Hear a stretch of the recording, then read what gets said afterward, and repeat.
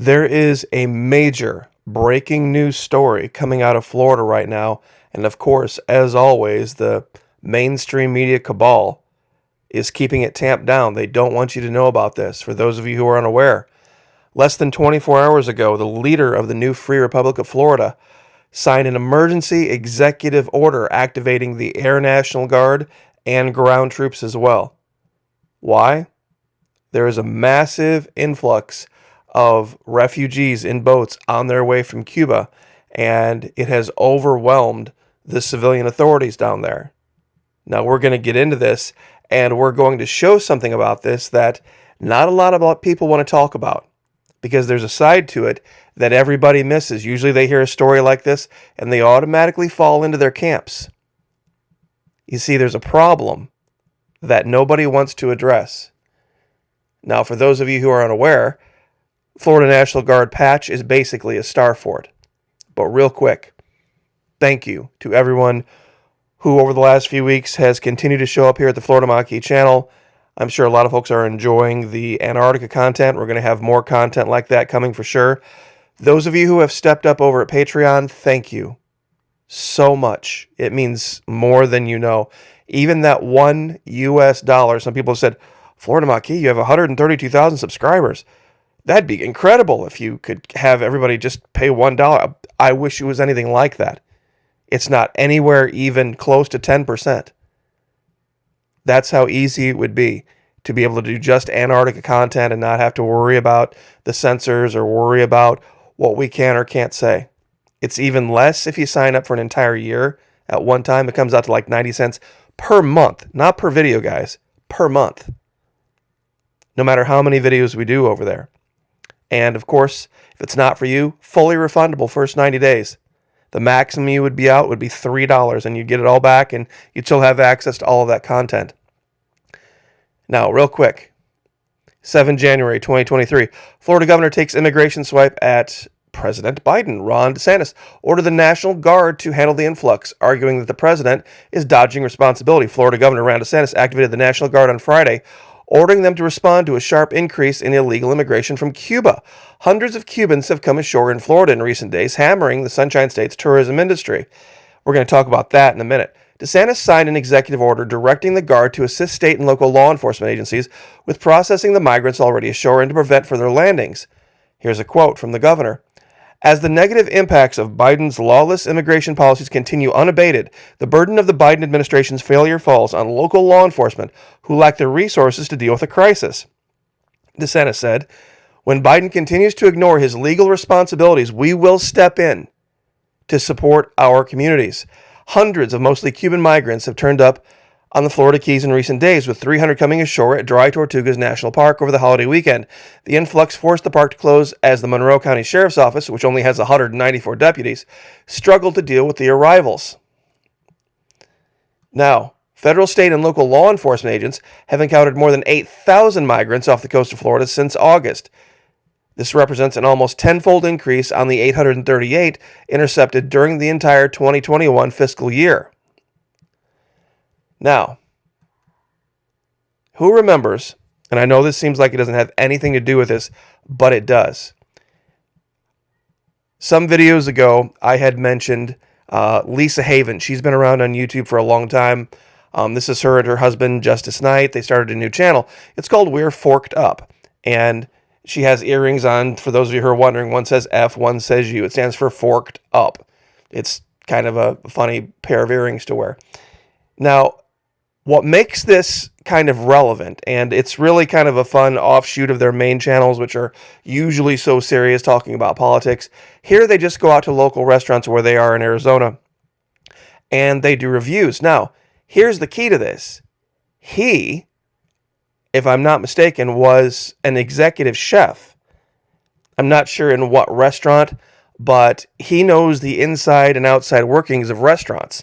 And so he knows very, very clearly how bad things can go quickly. Now, one of the biggest problems with restaurants and running restaurants is keeping everything the way it should be. Like Florida Maquis, what does this have to do with the migrants? What it has to do with is this. These folks coming here are not averse to hard work. In fact, they want jobs. They want to work. They're not looking for a free handout. The problem that they have, most of them that come here, whether they come across the border in Texas and Arizona or they come to Florida, is that they have no idea how to live and operate in a polite society that is primarily run by socialists. What does that mean? I've said, Flora Monkey, do you think we should become a socialist country? I've said, no, we already are. We have been for a long time. What does this have to do with this guy being an executive chef? Anybody who's ever worked in a kitchen or any type of a high-end restaurant knows how many regulations and how many different things have to be known by the staff and be applied by the staff for everything to run smoothly. And it's not an easy thing. A lot of it just doesn't come from natural intuition. There's an immense amount of training. And you would think just getting a job in a restaurant in southern Miami would be easy. No, it's not for these people. A lot of these people do not speak, number one, our language. But even if it was all Spanish, they haven't been steeped in our culture. They haven't assimilated. One of the big reasons that a lot of these restaurants down there, meaning not in the United States, have problems is because they don't have, you ready for this? They don't have the socialism that we have here. Meaning health inspectors checking for rats, making sure things are at proper temperatures. Things are being, once they're cooked, held at certain temperatures, not served past a certain date, being handled in a certain way from the truck to wherever. The dumpsters are a certain distance away, and there's a basic level of sanitation that just doesn't exist in a lot of South and Central America. It's something that has to be taught. One of the big things down there is that they believe that water is a detergent. I kid you not. They go to the restroom, and unless you can physically see something on your hands, water is good enough to clean your hands. That is what's taught in Colombia, in Brazil, in South America, in Central America. So these people coming here, they see things like this, and they have no idea. Now imagine going to a restaurant and people in the back thought that they went to the bathroom, that all they had to do was go just put a tiny little trickle of water over their fingers and then just go right back to work. How awful would that be? And also, here's some pictures. We did this with Venezuela when they tried to cook up the story about all the starving Venezuelans. Just this one picture tells us so much about these boat people that are in such horrible conditions. They're starving because of socialism. And, oh, it's so horrible. Let's start over here way to the right. Look at the shoes, number one. These are Nikes.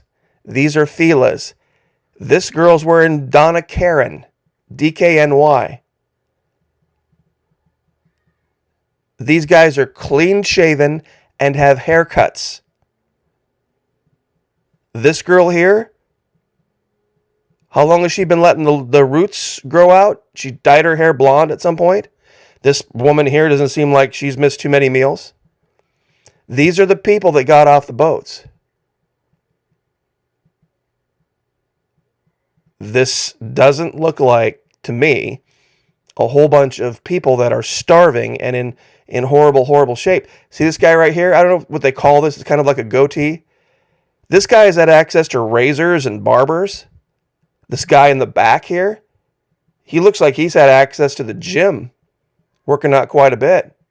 And he's got, I think, I'm looking at the shoes he's wearing. These are either Reeboks or New Balance, because it looks almost like a pair I have over here in the closet. This guy here, once again, haircuts, two-tone hair, meaning women going and getting their hair dyed and colored and then just letting it grow out. This guy here is wearing gold chains. Nice brand new compass. All smiles on the face right here. You see, sometimes when you look a little bit closer, you see people that aren't suffering quite so bad financially as they would have you believe. But when they come here, and here's the irony of all ironies, one of the big things that keeps them from getting jobs and becoming contributing members of society here in North America is their lack of basic understanding of how our society works. Their ability to operate a vehicle safely in the roadway. That's not something they learned in Cuba. And I guarantee they didn't learn what we would call what they think basic sanitation is and what we think basic sanitation is two totally different things. And I would love to, and I know he'd get in a ton of trouble. He probably couldn't do it because Lisa, is super, super, super anti-socialist. But he could probably do an hour-long video talking about all of the things that have to go into, and they're socialist things, meaning enforced by government, enforced by local authorities. The different inspection standards, the things you have to do to hold meats at some temperature in one part of the cooler, vegetables completely different place in the cooler away from the meats. The dairy is an entirely different thing. And then once they're brought out and you have your prep cooks and you have your sous chefs and you have all of these different and all the guidelines and all of the rules. It's a book 3 inches thick of socialism. Building standards and health and hygiene standards just to go to a restaurant and not get sick is basically, for lack of any other term, down the socialist trails. Taxes pays for all of the regulations, approvals, inspections, insurances, licenses, and securities that go into just running a basic restaurant. And I thought it dovetailed nicely with their new channel because they go out and they get dolled up and, get looking good and go to these restaurants and they show you everything you can get at these restaurants and all the different food and all the different things that they do. But him having worked in the industry, I'm sure he could talk about he would need a staff if he were going to start his own restaurant, that understood, basic things about living and operating and conducting oneself in polite society, whether it was his front of the house staff, whether it was his, whoever it was, back of the house, maintenance staff, whoever it was, he couldn't do it with a bunch of people just off the boat from Cuba. Why? Lack of socialism. That's the key. Lack of socialism, lack of ability to operate in a polite society. The reason we have a polite society is because of socialism. The only reason restaurants do what they do is because they fear the health inspector. They fear this guy. He can shut them down. Imagine investing the hundreds of thousands of dollars into a restaurant and all the time and all the training, and you're ready to open up and start getting some money coming back in. And somebody goofs up in week 2 or week 3, and they leave a cooler door cracked open, and temperatures rise just 5 degrees too much, and you've got to throw everything in the cooler away because that's just the case. That's the reality.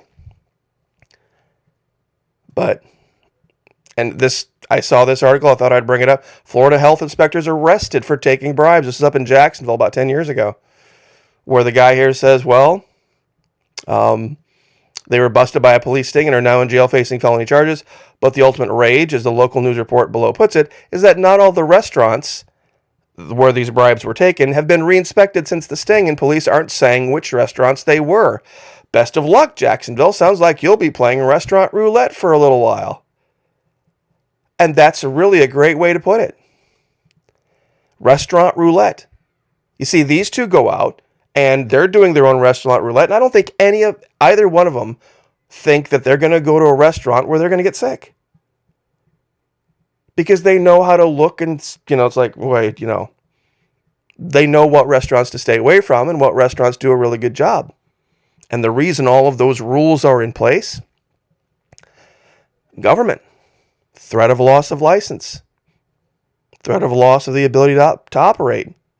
And that's just the case. So anyway, I just wanted to cover that and show that end of it, but it's a big deal. It's really a big deal. And like I said, it's not that the folks don't want to work. It's not that they don't have a work ethic. It's about acclimating and assimilating. So I will leave it there. God bless. Like, share, subscribe, and we'll see you guys next time.